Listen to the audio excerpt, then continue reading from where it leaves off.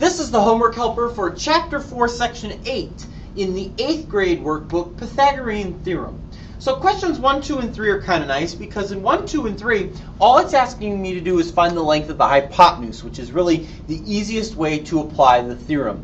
Remember, what the theorem says is if I take the squares of the lengths of the legs and then add them together and take the square root, I'll find the length of the hypotenuse. And that's all this is asking me to do. In all three of those questions, that's all they've given you are the legs. So you don't have to sit there and think about, am I working this formula forwards, backwards, what am I solving for? You're always solving for C, the lengths of the legs. So let's go ahead and take a look at number 1. I'm going to take those two legs and I'm going to square them to start, as I said. So I'm going to take 5 and square it, and I'm going to take 12 and square it and add them together. 5 squared is 25. 12 squared is 144. So I add those two together. I've got 25 and 144, which is going to make 169. And that's going to be the same as the hypotenuse squared. Well, I don't want the hypotenuse squared, as you remember from working through the formula in the notes today. I just want the hypotenuse. How do I get back from the hypotenuse squared to the hypotenuse? Well, I take the square root. And of course, if I take the square root of one side of the equation, I'm going to have to do it on the other. So I'm going to take the square root all the way across here. Square root of c squared, that's going to give me c, my hypotenuse, which is what I want. The square root of 169 is going to equal 13. So the length of the hypotenuse here, c, is 13. And you'll use that same approach in 2 and 3. Square them, add them up, take the square root, and that will get you the hypotenuse. All right, so let's go ahead and go down here and look at this middle section now. Now, in the middle section, you're still using the Pythagorean theorem, but you're not always finding C. Here, you might be finding A, or you might be finding B, which are one of the legs. Now, obviously, you can tell by just looking at the letters what they're asking you to do. For instance, in number 4, the one side that's labeled here, all right, don't worry about the capital letters because those are marking the angles. We're only talking about the sides here. This one here, they're asking you to find the side marked as C, which is the hypotenuse. So in question number 4, you're going to do the exact same thing that we just did in 1, 2, and 3. So no new challenge is presented to us in 4, so we'll only survey the remaining questions and see what we want to do there. So let's go ahead and take a look at number 5 there, where they're asking us to find A. And you can see there is another question like this directly beneath it in question number 8. So what you do in 5 is going to be the same basic idea as what you're going to do in 8, obviously just with different numbers. So formula says a squared plus b squared equals c squared.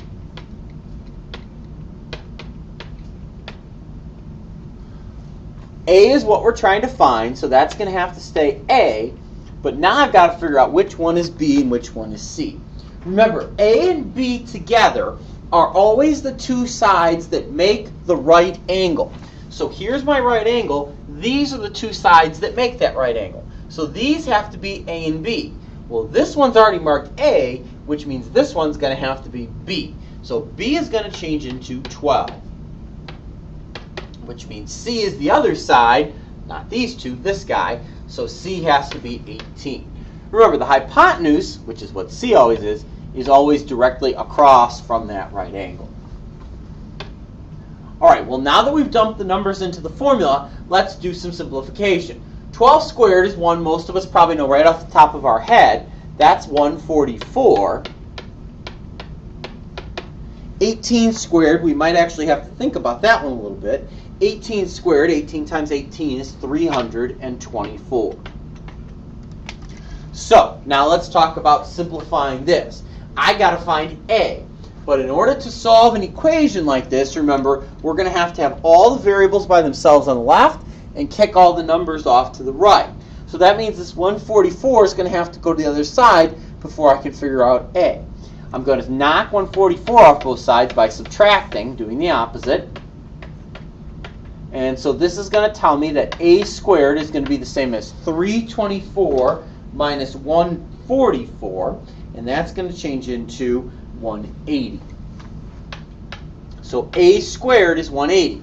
But notice the side of the triangle isn't marked A squared, it's marked A. So now I've got to get back from A squared to A. How am I going to do that? Well, I'm going to go ahead and take the square root here. So I'm going to take the square root all the way across here. That's going to get me a, which is what I want. Remember, squares and square roots are opposites of each other, so they're going to cancel each other out. Square and the square root cancel each other out. I'm only left with a. Square root of 180, well, when I do the square root of 180, that's going to be the same as 13.4164076 on the calculator.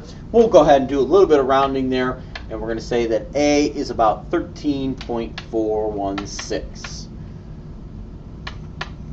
And that would be 13.416 units long. Remember, when we're talking about right triangles, that the hypotenuse C always has to be the biggest number.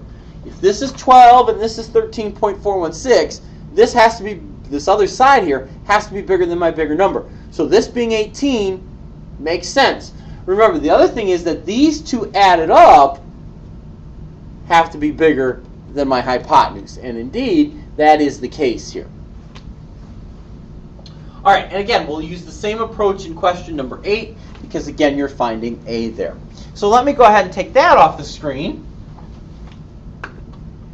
And we'll go ahead and take a look at what's left. We got 4, we got 5, and we got 8. That leaves us 6, 7, and 9. And in all of those, you're finding B. I'm going to go ahead and do number 7 with you and leave 6 and 9 for you. So, obviously, again, we're finding B because the side of the triangle that's marked B here, it's kind of a giveaway. Again, ignore the capital letters. Those are just angle markers. The B here is the side we're concerned with. So, remember, formula a squared plus b squared equals c squared.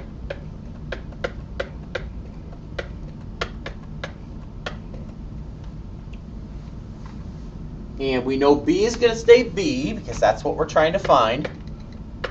But it's a matter of which one is A and which one is C. Well, remember, A and B make the right angle. Here's my right angle. These are the two sides that make the right angle happen. Well, this one's already B, we know, so this has to be A. So A is going to change into 14. And then, of course, the other side is going to have to be C. So this guy that's marked 23 here, that's going to have to be C. The hypotenuse is always C, and it's always across from the right angle. Across from the right angle, not one of the sides that makes up the right angle, across from the right angle. All right, so let's simplify what we have here because we have 14 squared there. 14 squared, of course, that's 14 times 14. That's 196. And 23 squared, that's going to change into 529. Well, again, if we're talking about solving an equation, we're saying to ourselves variables on the left, numbers on the right. So we know 196 is going to have to travel on the other side to get those numbers to the right. So treat this like I'm solving an equation. I'm going to knock 196 off both sides.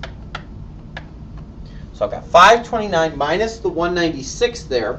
That's going to give me 333. So b squared equals 333. And now, to finish this here, because I don't want b squared, notice that the side of the triangle isn't marked b squared. It says b. I'm going to go ahead and take the square root, because the square root will undo the square and get me back to b. Of course, you have to do it to both sides, because it's the same thing as solving an equation if we were talking about adding and subtracting or multiplying and dividing. So the square root of 333 is where I'm going here.